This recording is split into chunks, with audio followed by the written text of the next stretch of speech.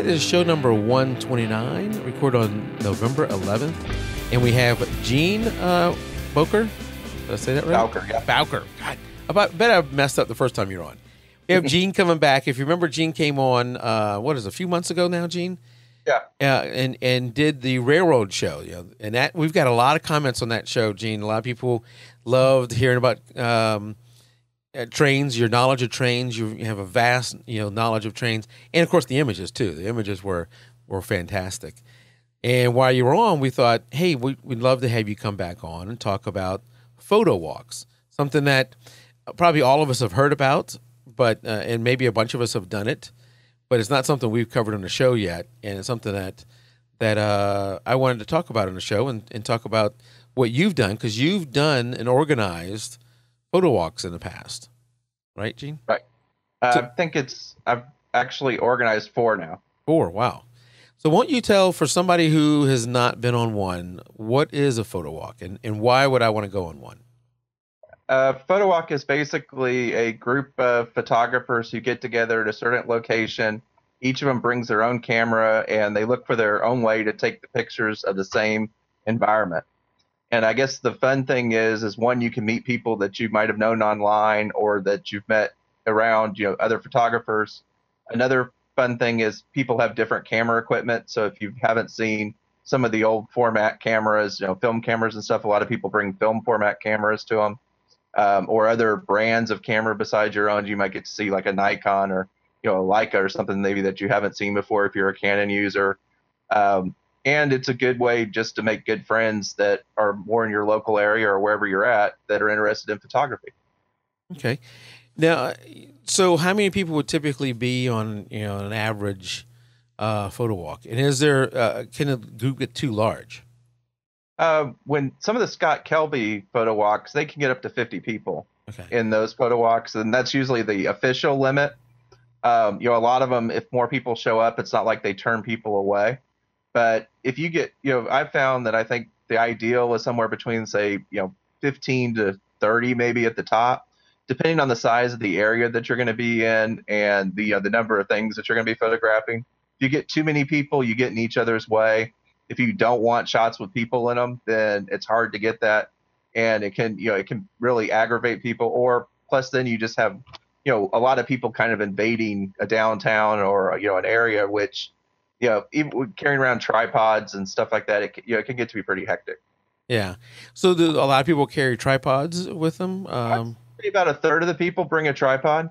It depends. A lot of the people that are using film cameras bring tripods just to stabilize them. And then there's some people that always shoot on a tripod now. Yeah. And how long would a typical photo walk last? I think ours have all lasted about 2 hours. Okay. And, usually the first 15 minutes, it's kind of introductions and, you get to meet everybody that's there and, making sure I always cover, a few things before we get started. One, kind of the area that we're going to be going around, and then also safety things such as if you're near the railroad tracks, stay off the railroad tracks. If you're near roads, don't stand out in the middle of the road where traffic is. Just the common sense kind of things, but just to make sure that people are kind of aware while they're walking around. Right. And we're streaming some of the photos you sent me now so people can see some of the photos from various photo walks you've had. I think these are from more than one. Right. I think the one with most of the people in it was the Duluth one back in 2013.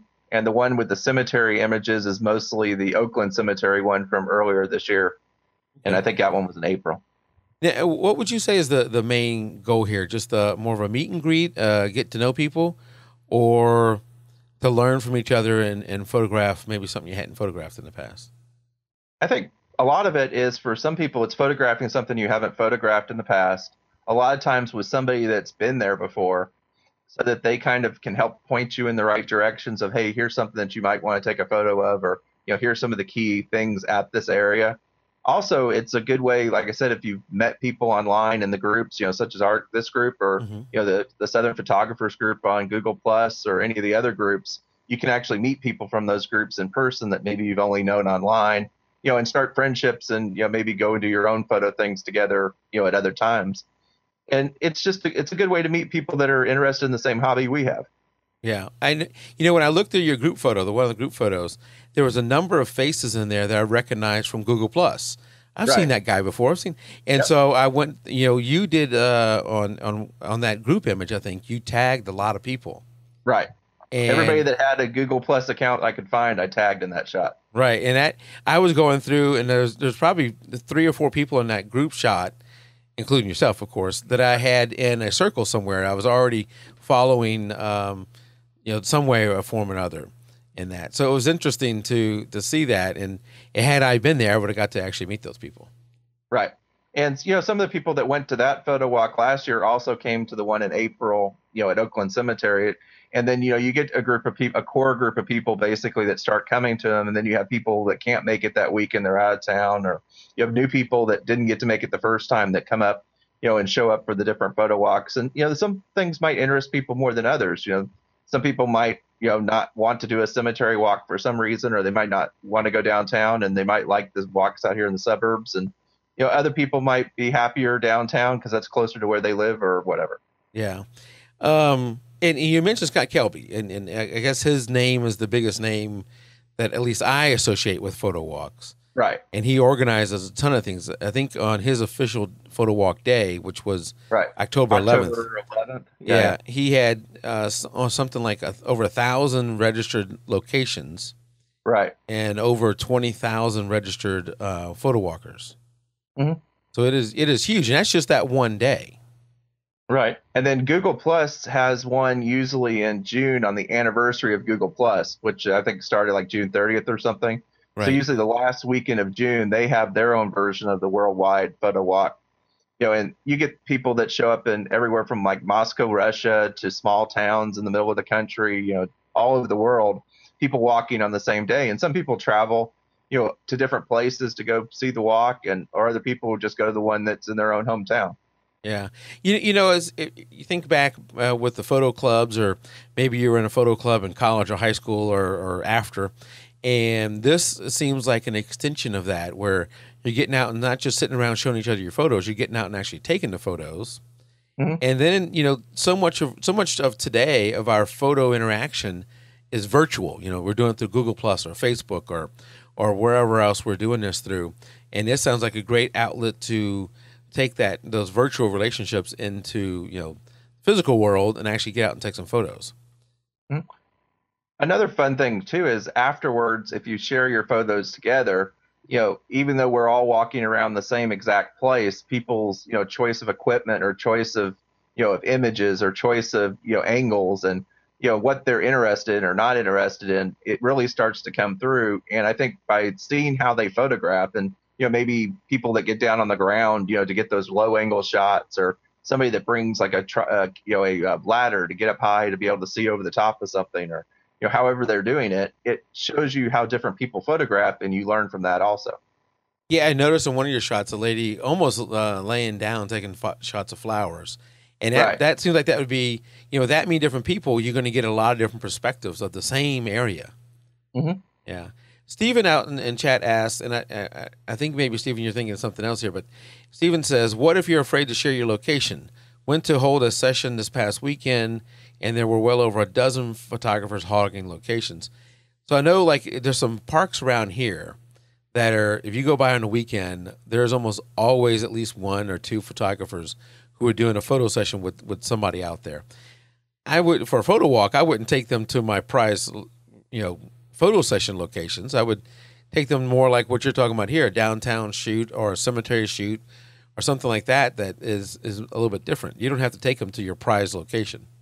Well, and some photo walks actually do go to really big locations. There was one for the Scott Kelby one again this year that went to the University of Georgia Stadium, and the team was away that weekend, so they actually had to pay. It was like $10 a person to help pay for security. Yeah. But they basically got to wander around the whole stadium and take shots all around the stadium. But the only way you're going to get access to some place like that is through a photo walk, an organized kind of photo walk. But normally I think it's like you said, you're not really going somewhere that is probably that exclusive. You're trying to find a location that's available. You try to find places that are free. You try to find places that are easy for people to find parking and they feel safe in, and things like that. Yeah, that would be awesome to go to a unique location or a hard to get into location. or like the Georgia Stadium there. How do you find out about all the different available photo walks in your area? Is through Scott Kelby's website? Yeah, well, when he's doing his, I even forget the name. I should have looked it up before looked up the address before the walk. But if you look up, Scott Kelby Worldwide Photo Walk, I think it's www.pw.com or something like that. They actually have a list of all the ones, and if you put your location in, it'll find like the closest photo walks to you. So around Atlanta, I think there was like 5 of them this year. So yeah, I just type I went to kelby1.com photo walk / locations. Yep. And I'm gonna put in my zip code. And of course, this is after the fact. Right. Oh, I must have done something wrong. I don't see any. They might have already taken it down. Yeah. Or Well, as far as the new locks. yeah, I bet they did because it's not finding anything, and I know there were some in this area. Oh well, so forget that. I should have done that beforehand. But going to Kelby's site is a place to go to look at that. Right. Find And I guess, the other way to where we're just organizing our own walks is usually it's either places we've been ourselves or it's places that people have talked about, because everybody talks about going out to the Duluth Train Museum. And I know that, Rick Sammons has been there and done photo workshops before, and the Southeast Photographers Club has been there before, and done their weekend things there. And, so you start to hear from people, hey, this would be a good location maybe for a photo walk because there's a lot of things going on, or there's a lot of different things for people to photograph. Right. It needs to be an area that is got some interest, some different things you can shoot. Right. So a park or something like that probably would not be the best place. And I'm looking at your Duluth shoot and then your cemetery shoot, and it looks like there's tons of things both from the architectural standpoint, the people standpoint, and the nature standpoint to shoot from there. Right. And that was one of the things I think that's really key if you're going to organize a photo walk is unless you only want flower photographers, a botanical garden's probably not the best place. Right. You're saying someplace like a downtown or someplace a street, street photographers, might like. Other people might be really, kind of nervous or, uneasy there. So it kind of is just, it's finding that perfect location that includes a lot of different, variety of things. Plus, it makes for better photography because you can shoot a bunch of different kinds of things while you're there. Maybe something you haven't, photographed before. Now, if you're doing, I don't know how much walking you're actually doing. How much walk in a 2-hour session? How much walking are you doing? I think the one in Duluth was like a mile. Okay. So, you probably need to think about how much gear you're going to travel. You mentioned a guy with a person with a ladder that, that's a lot of gear to be carrying around if you're carrying a ladder. Mm-hmm. And then your lens wise, typically I overpack every time I go anywhere. But on something like this, I may not want to overpack, right? Right. And actually, when I photographed the shots that are from the Duluth walk, I was actually carrying my little G1X compact camera that day, just because I was there kind of organizing the walk and I wanted to be spending more time talking to people and, spending more time, if they had questions or things like that. But, for this, maybe a super zoom, lens for your DSLR, like an 18-135 or something along those lines would be great because that gives you kind of a bunch of different angles that you can still shoot with one lens, and you're not having to worry about changing your lens, every 5 steps or, whatever. And some people, like I said, bring film cameras. They bring, we had medium format cameras once, and, people will just bring different kinds of cameras, whatever they have or whatever they want to shoot with. And it's as much about talking to other people that love cameras and, seeing, like I said, how they photograph as it is about what photographs you end up with at the end of the day. Yeah, I think one of the guys who was holding the medium format camera was the one I recognized from the Google Plus page. Mark or Mike or something like that. Yeah, I think Mark Sanderson was one of them. Or yeah. So now, what time of day is the shoot typically? Are you trying to do a morning, midday, afternoon? Are you worried about the light at all? It's great depending on. I guess it depends on who you talk to because like ours, I think have been like 10 usually to 12 or something like that. So you're not getting the really, really early morning light or the late afternoon light that a lot of people want, but it's a lot easier for people, especially with these where people are driving in. There's some of the photo walks like the Scott Kelby ones. There's a lot of sunset shot, photo walks in the late evening, and there's ones in the morning, first thing in the crack of morning. So you Yeah. can find a photo walk for people that are interested in shooting basically any time of the day. I would recommend maybe doing it at high noon. One, it's usually pretty hot still here in Atlanta at least, Right. and two, you have that direct overhead light, which kind of makes, unless you really want dramatic shadows, that kind of you could take away, from the shots. Mm-hmm. So now you said, I think in the pre-show, I think, or maybe it's during the first part of the show, I can't remember, that you had organized 4 of these Right. already. Are you doing them through Kelby's site? Or are you doing them just through Google Plus, or how you organizing them? Well, actually, I've done two through Kelby's site, and I've done two through other means. One was just on Google Plus. I had the first one, or the second walk was up at Mabry Mill in West Virginia, and I did a photo walk up there, and that was basically just talking to people online. And we said, well, the weekend after Kelby's walk, because a lot of people were already booked for that weekend, Yeah. whoever wants to meet up there, let's just meet up there at the mill and shoot for a couple of hours. And I think that one was started at 8 o'clock in the morning because of the light there, this time of year up on the Blue Ridge Parkway. But Mhm. the other one that was our own was the one done through this other photographers group on Google Plus, which is basically people in the Atlanta and the southeast part of the country that are interested in photography. Yeah, and you just maybe create an event or something like that on Google Yeah, Plus. create an event, or we just ask, hey, we're thinking about these weekends. Which weekends would more people be available, and what do you think about April at the Oakland Cemetery or whatever whatever it might be. Okay. And are you trying to pick a different location each year? I tried that, like I said, with this year with the Buford Walk that got rained out. Yeah. But it's, I guess I want to stay kind of in this region, meaning kind of like the suburbs, in northeast Atlanta. There are walks downtown. There's usually one, like at Little Five Points. There's usually one up towards Marietta. There's usually one downtown. So this one's kind of for people that don't want to go downtown, or maybe live out this direction and would rather do this and then still have time to go to the football game that afternoon, or do something else later that day. And that's also something during football season is, if you do it in the morning, then sometimes people show up, still do the photo walk, then go to the game instead of Right. just deciding to go to the game all day. Right. Right. Yeah. If you did it midday, they may not show up as much because that's when the game's going to be on, or they're going to be at the game. Right. Yeah. So how do you go down to downtown Duluth or the cemetery or wherever you're going, and you're 20, 30 or more photographers? What how does the public react? Do they come up to you and say, "What the heck's going on here?" It depends on where you are. Like at Oakland Cemetery, I don't think I remember a single person that wasn't with the group actually just stopping and asking us, what are you guys doing or anything. And Yeah. there were like Segway tours there. There's lots of people walking around because it's a cemetery. It's also kind of a park because of the architecture and the flowers and everything's particularly in the spring. In downtown Duluth, I think when we had the photo walk there, it was also the same day as the Walk for the Cure. Mm-hmm. So there were more people there for the Walk for the Cure than for the photo walk. So probably they were just kind of curious about what we were doing, and we were kind of curious about what they were doing because we didn't know what was happening that day.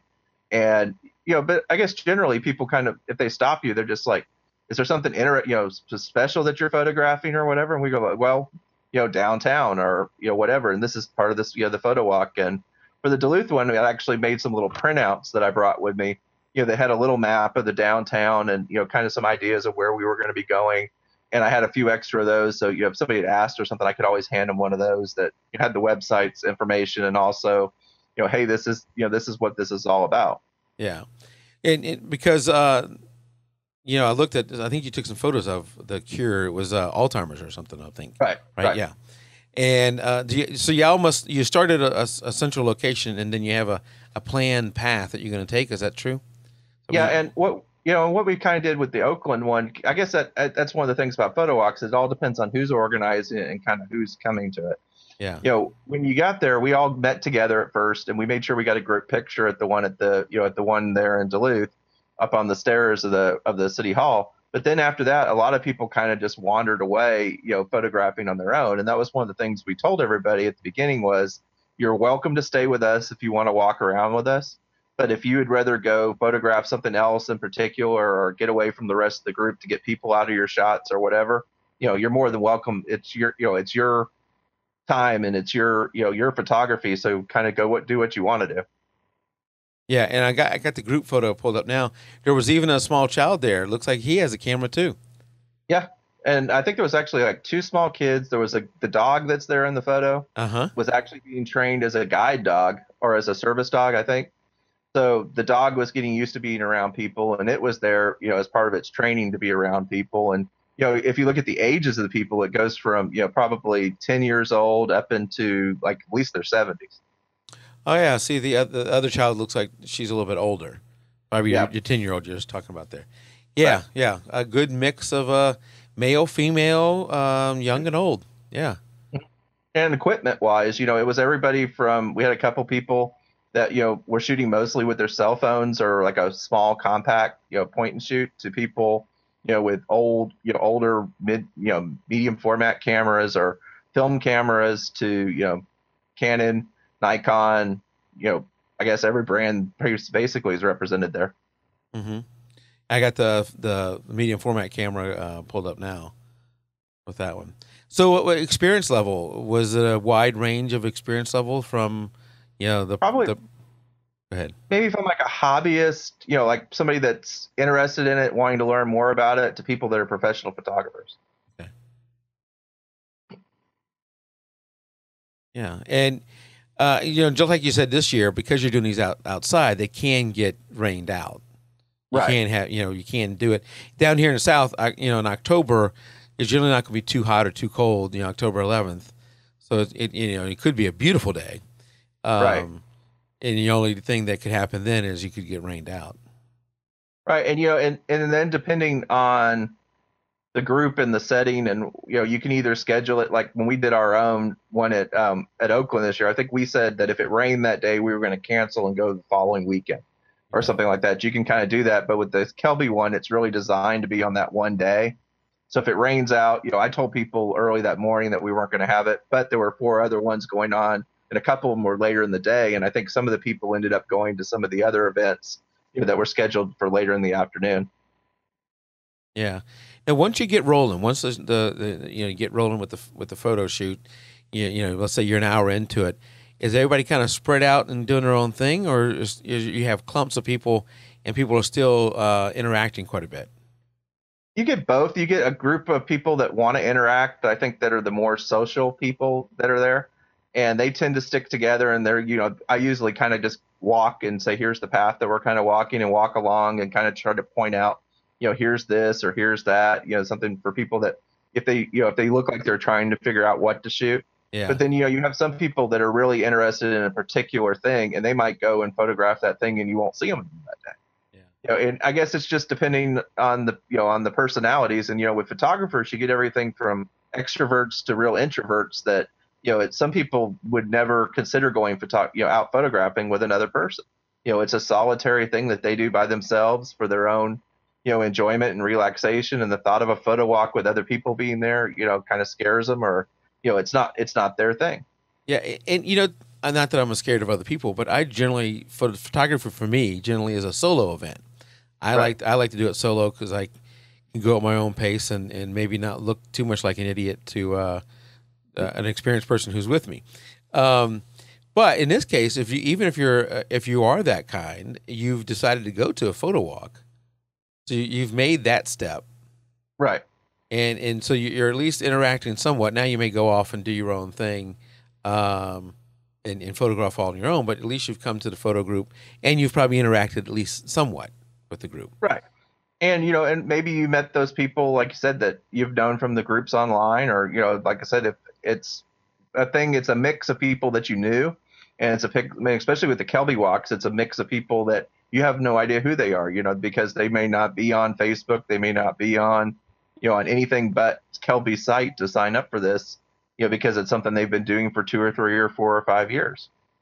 Yeah, it seems like a great way to meet, in person, people Right. that you have at least one common interest in. For a lot of us, you get involved. As you get an adult, you got your job, you've got what are your kids, whatever's going on with your kids or whatever is going on with with whatever else in your life, and there may not be that many opportunities to meet other people that have the same interest.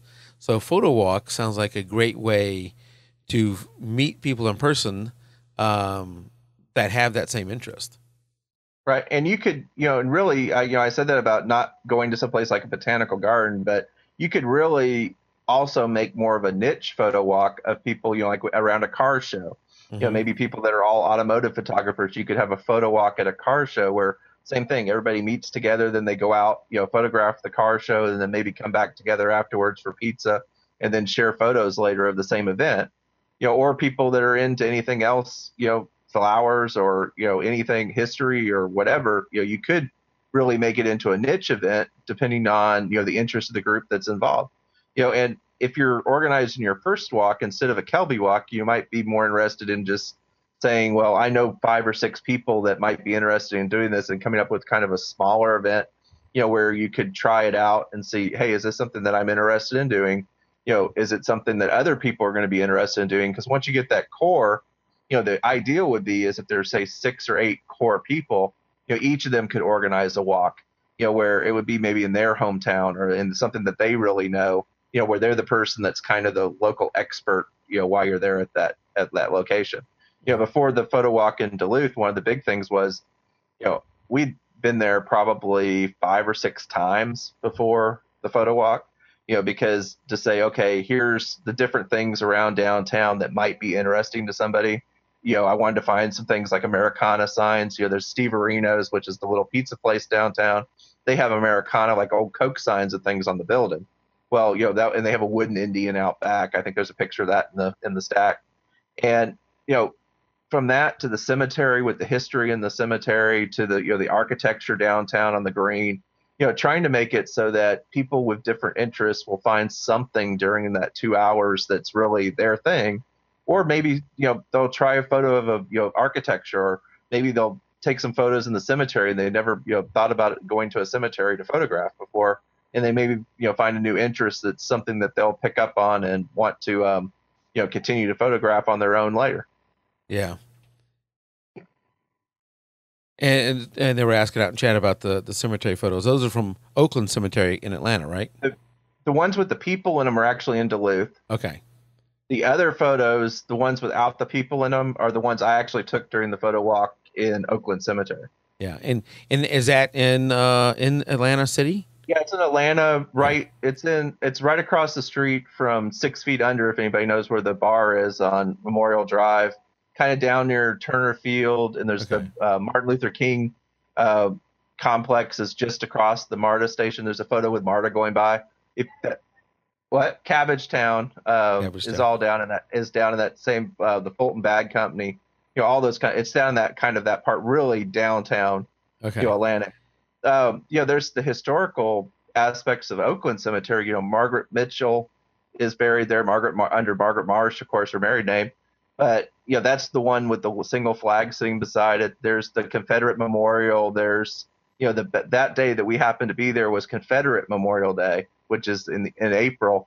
So that was the reason why all the Confederate soldiers' gravestones had the flags placed that day. Okay. And I think that's one of the shots that was in the mix from that. And then the other is the statuary there.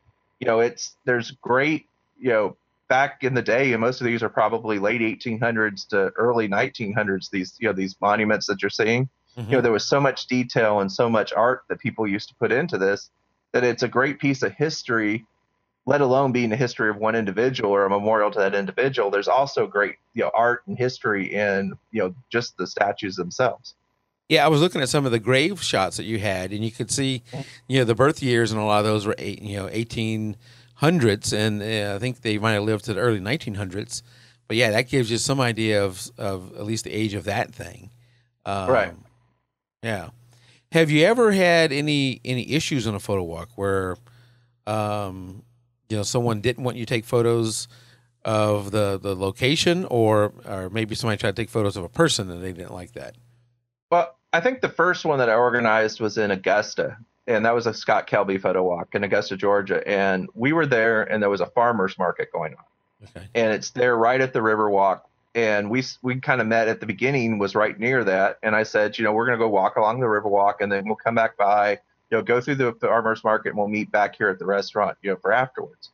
and somebody was photographing in the farmers market area, and there was somebody, one of the vendors had a problem with it because they were photographing, their booth there at the farmers market, Yeah. and they just asked them, it wasn't like it was really confrontational, but it was real polite. They asked them if they wouldn't photograph their booth because they didn't know why. One, the person wanted to photograph their booth, and two, they were worried about somebody getting their images of their artwork or whatever, and copying it or something like Hmm. that. But that was really the other time.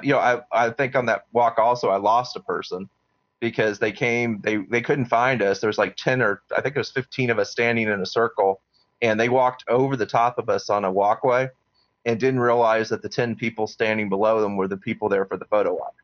So they actually went away, and they actually posted on the Scott Kelby page that I was there at the time and I couldn't find the rest of the photo walk people. And it was kind of humorous later on because I remember somebody walking by with a camera, but I didn't even think that they might have been, with us, because there's always people around photographing. That's the other thing, is that you might find somebody that came to the walk but didn't really actually participate, or that you never knew was there because they didn't come up and introduce themselves. Yeah. Well, you can only help people out so much. Right. I Right. I'll leave it at that instead of telling any stories. You can only help them out so much. Yep. I was thinking next time I was going to carry one of the flags like they do on the tours at Disney World or something, There with the you little go. flag with a camera on it or something like that, so that people could find me. Yeah, yep. I guess when you're in a spot like that, maybe that would help. Yep. Um, does it, you talked about the guy who brought, or I'm assuming a guy, maybe a girl, who brought a ladder. Mhm. Any other props that people have brought over the years? I think the latter was the one. There was a guy that at the Augusta Walk also that brought like a floor mat. Basically, I could think of it like a yoga mat kind of thing that was padded, Okay. because he was a flower photographer. So when he would get on the ground, instead of laying on the ground, he would Hmm. roll his mat out and lay on his mat to be a little bit more comfortable. That's smart. When Yeah. when he was getting down close on the ground. I guess the big thing is you can bring off camera flash if you want. You can bring, I guess you could bring reflectors, or anything that you could really carry with you. If you had somebody to carry it, for you, you could bring with you, depending on how much you want to lug around or don't want to lug around.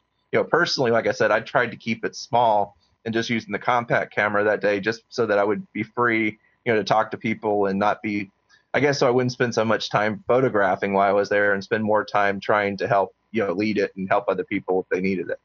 Right, because like you mentioned, you're going to be walking. You may be walking a mile or two, and I guess you could use the ladder, bring it back to your vehicle, and then go on the rest of the shoot. But Right. otherwise, anything you take with you, you're going to have to be lugging whatever distance you plan on going. Right. And he took a couple of photos with it at the beginning and then went and put it back in the truck or whatever, wherever it came from. But Yeah. it actually, some of the photos he got were interesting because of that different angle from what everybody else's shots were, up over the crowd kind of shots. Yeah, absolutely. You ever do any kind of or hear about anybody doing any kind of games or like a scavenge hunt? Can you You get easily these? could. Yeah. I haven't done one. I know that there's a group called Drink and Click that's Okay. on Google Plus and Facebook, and they're mostly in big cities. I don't think Atlanta has a chapter yet, but like New York, Chicago, Austin, Texas has one, LA has one, and they get together and basically photograph and bar crawl. And Okay. they've done ones with different kinds of hunts for a month. Like all the different clubs will have the same, like list of items to go out and try to find during their photo walks. Hmm.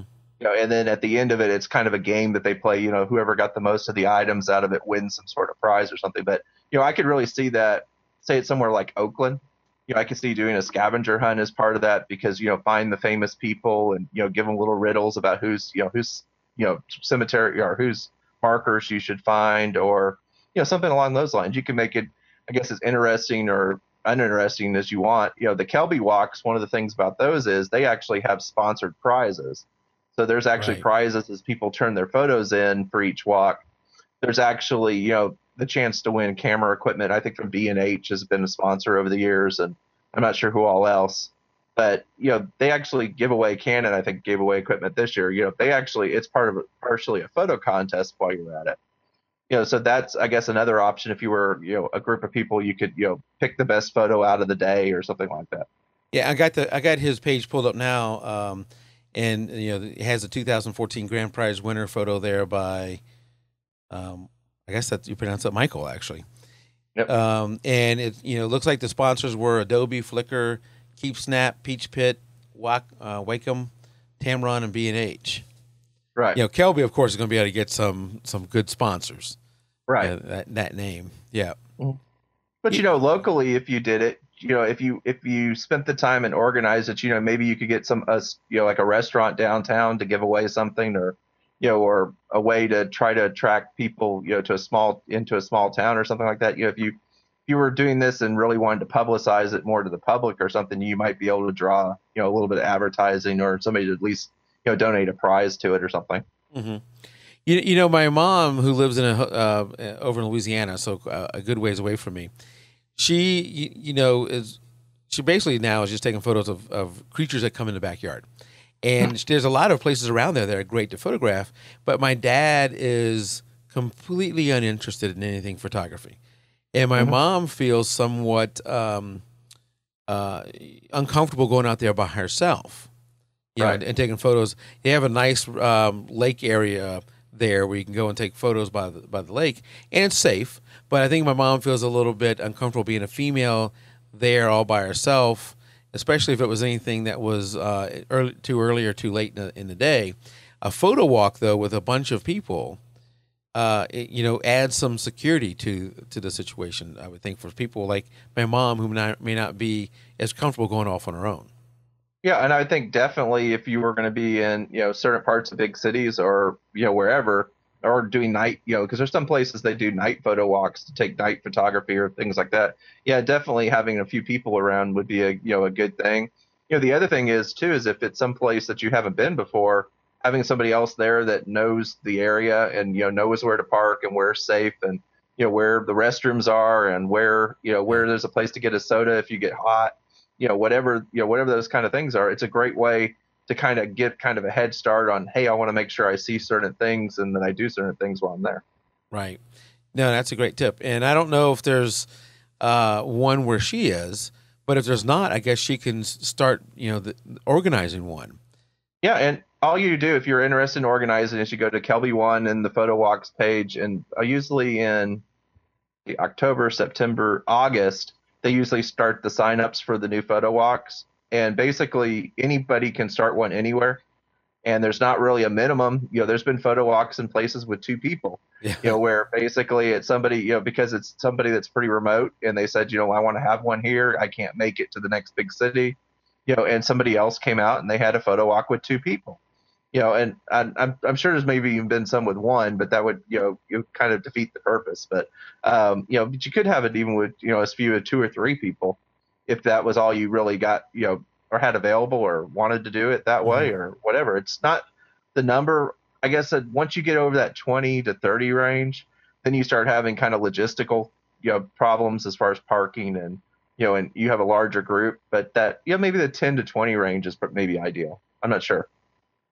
Yeah, yeah. I guess if you're going to have a large group, you need to make sure that the area you're going can support that, both from a parking point of view, and also that there's going to be enough stuff there to photograph to fit that many people. Right. Without getting in everybody's way, and you end up with, unless you're trying to take shots like I did the day in Duluth, with it, to make sure I captured the other people that were walking around. And I guess the cemetery shots so that you can go on a photo walk and have shots where there's nobody in your shots. It's just, it's kind of up to you and what you're really trying to photograph that day. Yeah. Yeah, and sometimes getting a shot of a popular place where there's no one in it is just a matter of timing. When I was on, getting off subject here a little bit, when I was on the last cruise that we went on, and the main area, the whatever they call this area, was always packed. So I said, no problem. I'll get up at 2 a.m, go down there, take a photo. Packed at 2 a.m. So I said, forget it. And I went to bed, and I couldn't go to sleep because I was thinking there's got to be a time when this is not like that. I woke up, went down there at 4:30, and there wasn't a soul down there. Oh, wow. I set up my tripod, and then took a bunch of HDR photos of the place. So nobody down there, and I have these shots of the Royal Caribbean Aurora of the Seas, which Mhm. if you look that ship up, it's a huge ship, and it's just gorgeous inside. And I have all these photos of the inside that looks like I had access to the place with nobody there. So Right. it's some of it is timing on and when you can get a shot with nobody in it. It just took us off track. You made me think of Oh something. no, yeah, and but timing wise, even for a photo walk, is there's going to be people, and I guess that's one of the things you have to remember if you're going on a photo walk is especially the bigger walks. There's going to be other people there taking photos, so you kind of have to be a little bit patient. If you're wanting to take that certain shot with nobody in it, or Yeah. the certain angle or something like that, you might have to wait till somebody else is done. And I don't think we've ever had any problems on one of the photo walks as far as between the photographers themselves, getting angry or whatever. But you do have to be a little bit patient and say, if somebody else is taking a photo of something, wait till they're done. Don't try to, and you always get photo bombers kind of that, that are unintentional, that just kind of back into a shot, or just walk in front of you because they're looking at something else. And I guess it's just part of the part of the event. Right, and hopefully that is unintentional, because one thing, if you've taken photos for very long, you've had to deal with people who, no matter how big your lens is, let's say you got a massive lens, and people will come and stand a foot in front of you. Oh, I'm sorry, you trying to take a photo?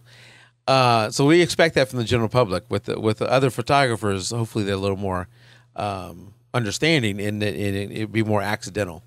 And I see Dennis Moon out in chat has mentioned that I've done a photo walk with intermediate photography class with Mary Buck. And I had mentioned earlier Terry Chapman, who was a member of our group, who did and what do you call that whenever you have your images on display and people can go and see them?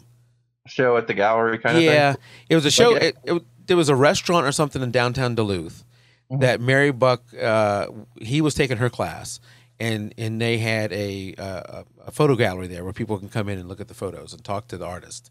And it was him and two or three other people too. And that's when I had gone down to downtown Duluth. And I guess Dennis, are you out in chat? Are you taking her class now? We can keep going. There'll be a little bit of a delay there. But yeah, okay. So I need to get next. My goal needs to be to do one next time, at least next Kelby show, a next Kelby thing. Or in the spring, or whatever. There's during the winter, I guess it kind of calms down a little bit. But in this early spring before it gets hot, particularly here in Atlanta, with our climate here, you want to get them in before, say, June or so, because the ones that they try to do during the middle of the summer, either you have to do it first thing in the morning, late at night, late in the evening or whatever, or it's going to be 100 degrees and humid, or thunderstorms or something going on.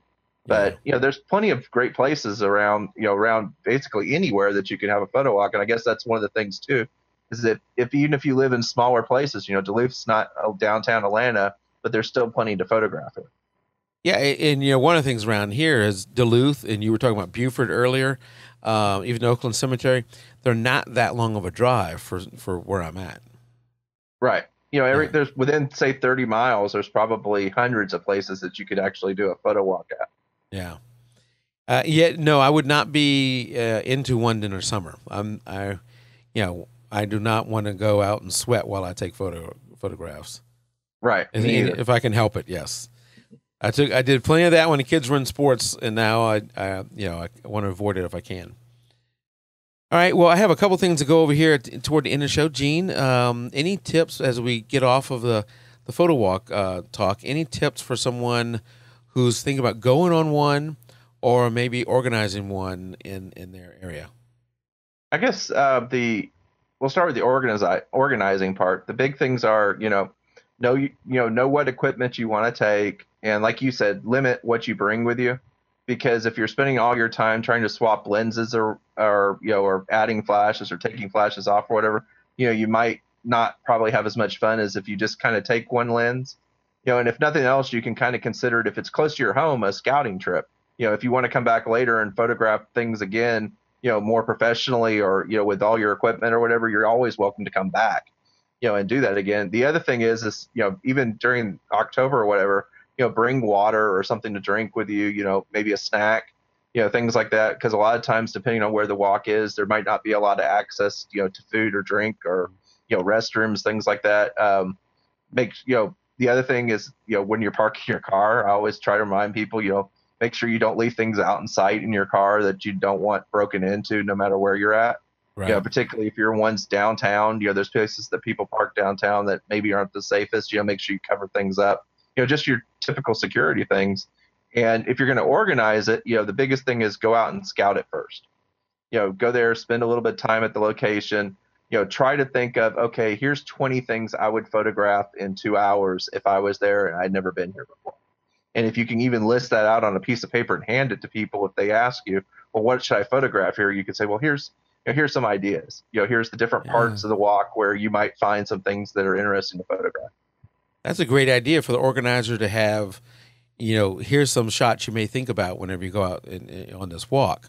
Obviously take whatever you want, but here's some ideas to get you started. And the other thing you can do too is with online is if you have your own website or even on Google Plus or Facebook or wherever you're, Flickr, wherever you're posting, is if you're pre-shooting the location kind of, as scouting it out for the event, post a few just kind of teaser shots of things that, people can be looking for while you're there and make some of them obvious, like maybe the city hall in Duluth, but make some of them not so obvious. So then while people are on the walk, like you're kind of talking about the game, their game in their head might be, well, where did he take that photo? Because I know it's somewhere around here. Mm-hmm. Okay, very good. All right, well, Gene, you're a member of our Facebook group, so you know every month we do a photo challenge, and we're also doing an editing challenge right now. But we haven't done this in a while. We've already announced the winner, so I'm not breaking any news here. But I want to go over some of the entries this month and make a few comments on some of the entries. Gene, you won't be able to see what I'm talking about, but I think you've probably seen some of these already. Oh, yeah. And so what I'm going to do is because I like to do this as often as I can, I'm going to bring us into the forums, which is jpeg2RAW.com/forums, because they're so gorgeous and so well organized that we would love to have you out there. But I post out there, and I'll come down here to challenges, contests and challenges, go to monthly photo challenge, and then I'm going to go to October. And the finalist this time was Angie, Nikki, and Tom. And in this, Angie won with this image that I gotta tell you creeps the heck out of me. And every time I see it, it's a very creepy image. Halloween was a theme, so it fits with the theme very well. But I posted it on our Facebook page, like I do every month whenever somebody wins. I post the winning photo. I've lost 5 likes on the Facebook page because of this. After posting this image, if you don't want to see images posted from the Facebook page, you probably shouldn't like the Facebook page. That's what's going on there. It's a photography page. Come on. But, it is very well done, Angie. Very creepy photo. I don't think she meant it when she took it to be a creepy photo, just a photo of her son. But it worked out very well with the theme. And very spooky. And Nikki's image there, when we do the voting, I always like that the voting is very rarely is the voting unanimous. And this month it wasn't either. And Nikki's image was a very, very close second. On a percentage wise, it was like the, within a percent or so of that. And we vote on 5 different categories. Nikki's image won some, Angie's won some other. But in the end, there could only be one winner. So very good image from Nikki also. Tom's made it into the finals here too, as one of the finalists. But I wanted to point out a few of the ones that did not and go over those. Because it seems like the one that I really like a lot of times doesn't make it into the finals. And so I was going to, looking through here, Gina Perry had a really good one here with the girl sitting down with her hair all curly up with the spider around it. Spider right there does it for me. I don't like that one. And then you had this one down here, which is totally different from the entire group. All the rest of them were the scary Halloween type theme. And then Gordon had one that was I think this is his daughter, black background, really, really good, crisp black background. His daughter's wearing a blue shirt or whatever that is, and she's wearing one of those masks that you hold on a stick. And it really is a classy, good-looking photo that he took there. I wish that one would have made it into the final 3 because I would have voted for that one. And then, of course, here's Angie's again. But great job, guys. Keep them coming. The theme for November is leaves. We've already got some great entries there, too. The other thing we've started is editing challenge. We had a request that we do something besides just the photo challenge. We do an editing challenge. So we've started to do that this we do it actually every 2 weeks, so it's on a little bit faster cycle. And we have the post on our Facebook group. But if you don't want to be in the Facebook group, we also have it here in the forums, and you just come to challenges or go to downloads, challenges, and then here's all the images that you can download. The latest one is always on the top. Editing challenge number 6 is the one we're on right now, and you can download the raw file from the photographer. This one was donated by Nikki. You can download that file and then edit it and then upload it from our Facebook page, from our Google Plus group, or our website. You can upload it from there, any one of those locations. Lots of choices. And if you have an image you'd like to donate to us to use in these challenges, there's a link on our website that you can go there and upload your raw image, and we'll give you photo credit for it. You have to give us permission to use your photo.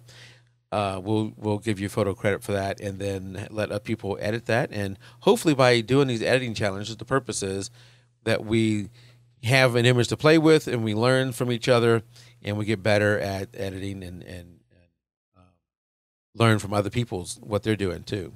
Because you're getting some wild different edits. And there was a group like that on Google Plus way back when that was called Hack My Photo. Oh, really? And it was kind of that same thing. And people really, one, it's a lot easier sometimes to go in and really try to edit somebody else's photo. Right. If you're kind of go away from what your comfort zone is. So it's a great challenge. And, and if you're say shooting mostly one thing and you can go edit a photo of a completely different subject, there's a great chance to try some of those, techniques that maybe, you're not going to use every day, but that you want to learn in Photoshop or, Lightroom or whatever tool you're using to edit. Yeah, no, I think a lot of people find it as a fun thing to do. We switch back and forth between people shots. Like this month, we're doing Nikki's twin here that she put up, and that's an inside joke. Nikki's twin that she put up this month of a female, and I think she gave us 3 of them, so we may use some more over time.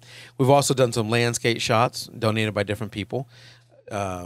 A.D. Wheeler, who was a guest in the past, he donated a few images.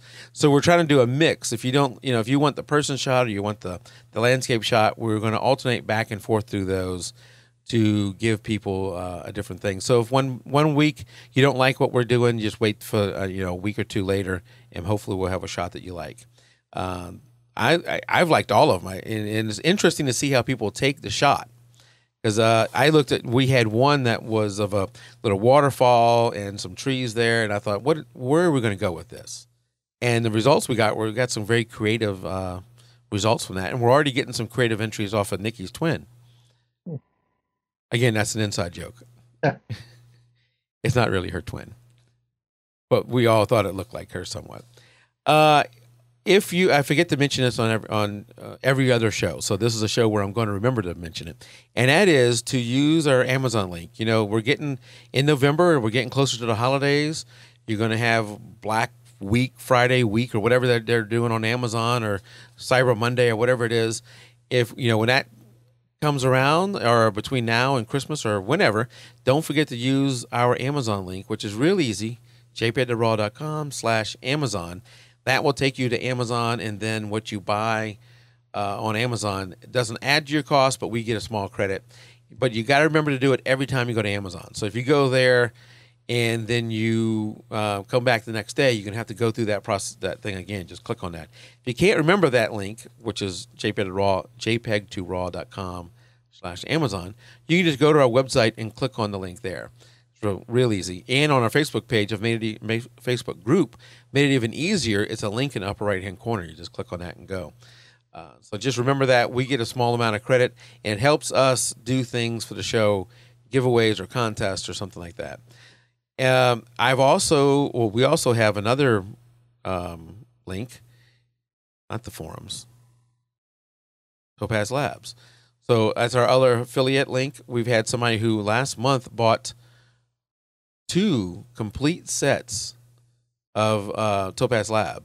So that was very good. That right there is going to pay for the photo contest that we're going to do next month. So thank you for whoever do that.